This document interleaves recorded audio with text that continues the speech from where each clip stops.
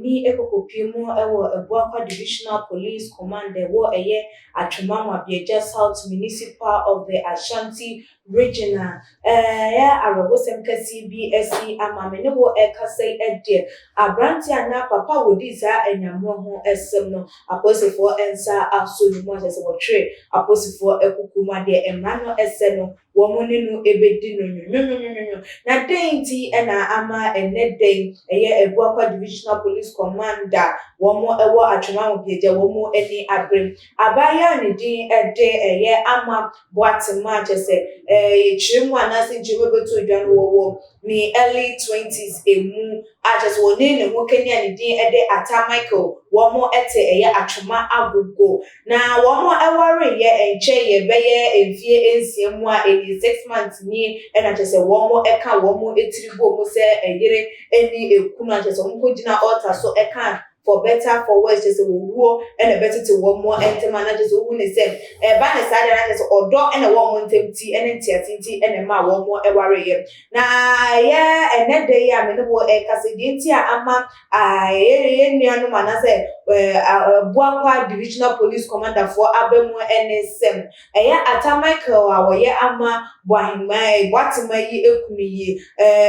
omu esusu se wonu na ekuni yira wone no eware vie ensiemu a esansem edwada etwam edwada na ama efri efia no wo mo ente ne kan kosi se enadam nkofo memma koko chinchi ya wo mo ehwe no kohu se ama Boahima eda enwura ebi ehu achese waye nyame edia na according to ensem ebeto dwa na chese poison bi nso so de eka no ho ewo ho no ma wo mo enni ma na wo mo ntimi nche se poison no ama na de poison no no wuya na se dukunu no na poison no wo wie no de kokoto bush no mu de a wo mo entimi enche na according to ama Boatima ne maami a wo no so di de Madam Rose eni mam wo de se bi bebetu edwa SM bra chese papa yi ana Mike yi eware ne ba ama for the 6 months year no anchibiam ena ne ba ne ba fia just ne nima hunu wanya bruises ne nyoma bi ewo ne no busan se de ba asem na no ena just ne ba ne dia ma ne bo e ma ne se dukunu waware no for just 6 months ni wo no ena atene ne nsa just wo bro no ana wo bro no to that extent no na just say ma mini chema ade a ekọ eso ewo ho no nti wo no de obetimi de nsa esini bo akase Mike Ata Michael wo no ena eku ne baba no de afri atiasefo asasi eso na say ena Madam Rose ensem no etudwa o say I vehemently respect Michael of suspect Michael for killing my daughter because after exactly a week they got married, Ama came and complained to me that she was severely beaten by Mike, which led to her losing her first pregnancy. He had been beating Ama on several occasions that is why I suspect him of being responsible for my daughter's death. We ene so much as mami edi etudwa wo chiremu a na chese ne papa Ata Michael yi wo no otabo ne ba ne pa ba koso na enye ni mpre no so ya de a ekoso even obi a watimi aware within a week no na enim se wo mo ware within that week ni de honeymoon na chese bro ne course so e dia na ebusuafo wa wutimi ehunu ebia na wutimi hu de den efri mu de abana se no na ekọ enso na ebiemo enso so no papa na se biem ono nso so no ne ba no papa no so de nsem ebebetu edwa na se de ode nsem no tu edwa na chese wo chiremu a assault no akoso a na ebusuafo wo ma dwen se wo mo file for divorce na enam say wo mo Jehovah Witness intino wo mo support na wo mo accept divorce into wo mo advice abaya ne say wo mi anani wo manage situation na wo mo waware no na ebia be ma no nani ebeba na husu nani beba na husu nani beba na husu nani beba na husu ene say ene dey ya me no wo ka say Ama Boatima ya ko hu nimu wo enwura bi emu achese say no wo mo de emu no akwakopie mu wo okonfo Anoche Teaching Hospital to aposifo ensa aso emunu emu ade so wo mo hwehwemu de afa wo mo susu anase de maame no wo gina so de kan ne se atamaki wo no na ekun ne ba eba na ense we beto gya no na ka se eden ko a eden na se nipa ye gi wo biase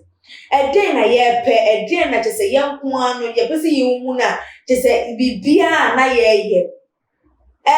enche ye bia nkwade di ewu mpanifo di ewu se ewu di na kwakọ ye common wo ye mamu to the sense wo bia ye boni a se o feel so relaxed and peaceful so wo be di sa boni na so dwuno anka kan no bi di boni ewia ne no ano no se ono amu kwa wu na suro eda ne so wu se ne popo wu se de nipa we di wonya normal wonya stable wa ye bibi na enu timi ma wadwe mba so say oh we di ebia wa yesi but say no de wo bi timi di boni se wo bi di boni na wie mo bi pie ne so oh na o sere ona wo be sere ase de bibia den enya ensiye na eno na ama se dodo na eka se de wo saposifo wo mo ensore ye waka na awofo no nso awofo no on manage ene ye taka anase ye wo ensem a ye akanfo ye taka se usura wareja ya unya awarepa because wunim se usuro entinu wo tena ye ho esa wo tena ho na wo de akwa gu se wo te ware ase na wunim se ade a wo komo na de wo famu no ebetimi lead wo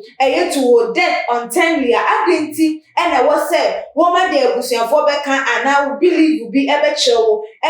chichire wo to that and said wo mu se bible no kwampo so wo chiri awarejaye na nso so bible na ntina wo ma wo anka nchire wo se ane ye di sika yesu so kwampo na atena eye ase enoma bi wo ho no ma ye amama ye nhwe ye believe side na ye hwe nipa no so no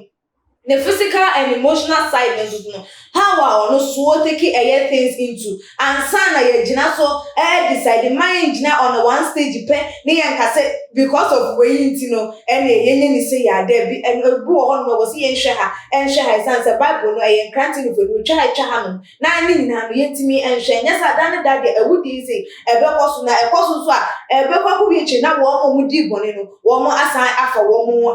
bone fo sem a ekoso awudi a ekoso nyina mo sem a ekoso abusuafo den na wo so betimi aka fa ho na wadwenche fa nsem yi ho say fa betu dwa too GH comment section ebio so like videos na share all the social media platform so ekwe skapa and that's na yebesan edi asia ebimakwa